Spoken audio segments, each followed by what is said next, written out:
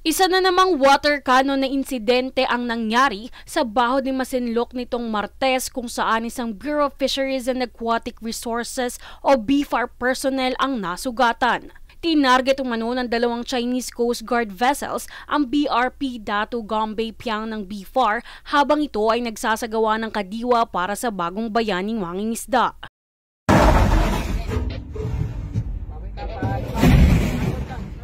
Starboard cap.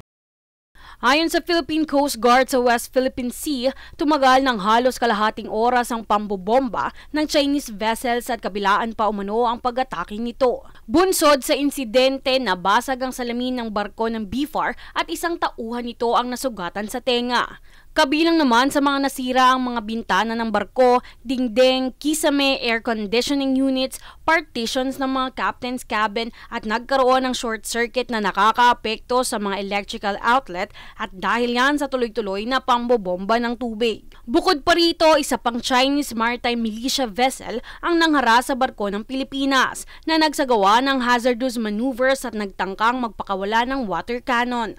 Matatandaang nitong kamakailan lang ay nauwi sa banggaan ng dalawang barko ng China sa gitna ng pangahabol nila sa barko ng Pilipinas sa parehong karagatan na sakop ng Baho de Masinloc sa West Philippine Sea. Ayon kay Philippine Coast Guard spokesperson ng WPS J. Tariela, isang barkong pandigma ng China ang naglabas ng isang broadcast sa radyo na naganunsyo ng mga live fire exercise at ang deklarasyon na ito ay nagdulot ng matinding takot sa mga mangingisdang Pilipino sa lugar.